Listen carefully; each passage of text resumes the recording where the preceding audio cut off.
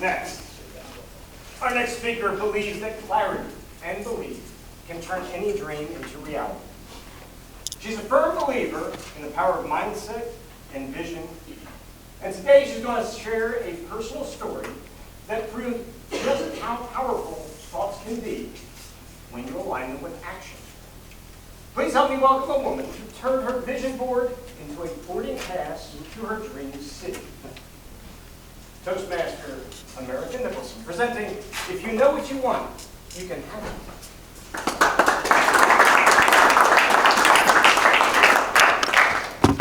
Hello, Toastmasters and guests. How's everyone doing?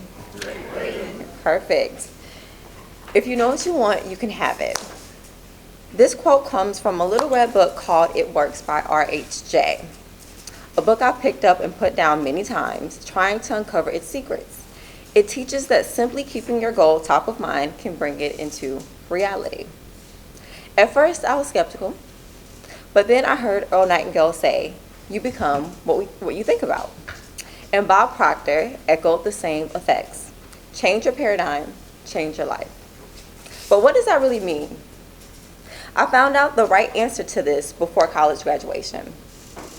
About 3 months before I graduated, I made the decision. I was going to take a year off and explore a brand new city. I didn't know where, but I knew one thing for sure.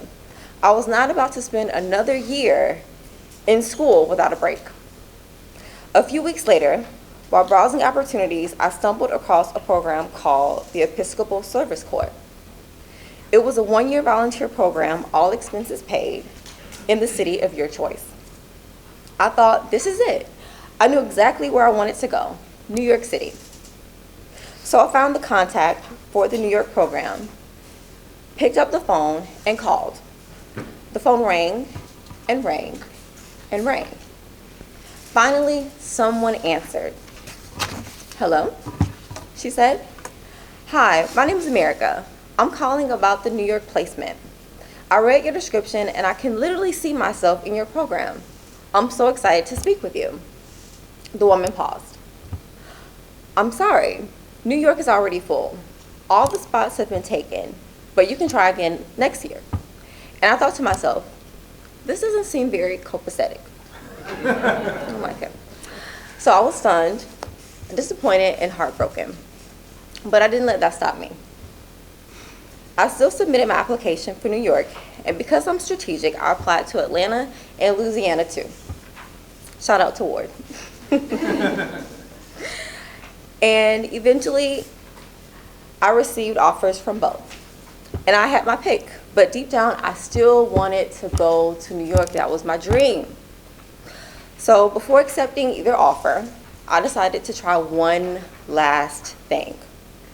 Even though I had been told no, I chose to act as if the answer was already yes. At the time, I had just discovered vision boards. How many of you have ever heard of vision boards? How many of you use vision boards? How many of you have allowed your vision board to work for you in your life? Okay. All right. So they say if you post what you want and look at it every day, it will come to you. So I printed out a huge picture of the Statue of Liberty, stuck it right in the center of my vision board, and hung it on the wall across from my bed. Every morning it was the first thing that I saw, and every night it was the last thing that I saw before I went to sleep. So for one full week, I lived as if I were already in New York. I was in Orlando at the time, attending UCF, the best university ever. Go Knights. But in my mind, I was already in New York City, and no one could tell me otherwise. So walking into the student union, I imagined I was stepping into the Brooklyn Museum. Waiting for the campus shuttle? No, that was not the campus shuttle. That was actually a New York City subway station, just for me. So by the end of the week, my world felt brighter. I felt aligned, but still no traces of New York City. So reluctantly, but with gratitude, I accepted the Louisiana placement. And I thought, well, at least I tried. Then the very next day, I got a call. Hi, is this Amirica? Yes, this is she.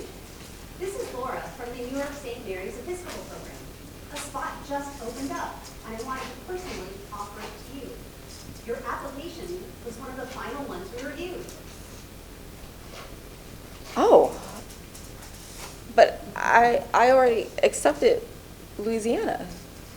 Well, they haven't finalized your placement in our system yet. That's the only reason I'm able to call you. If they had, this call wouldn't be happening. If by any chance I can get them to recant their offer, would my spot in New York City still be available? We don't usually do things like this, but if you call Louisiana and they release you, then yes, you will be the final person accepted into our New York cohort this year. Oh, okay.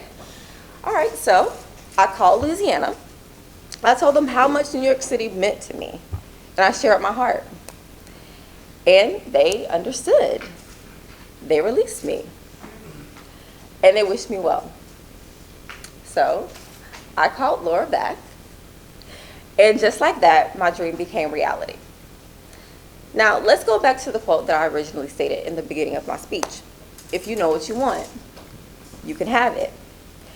When you decide, and when you believe, when you act as if it's already yours, the world begins to rearrange itself in your favor. I learned that in real time. So my question to you is simple. Do you know what you want?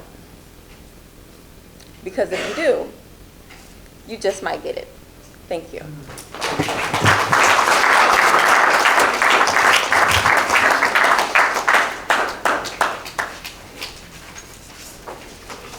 That was absolutely phenomenal. That timer, did everybody qualify?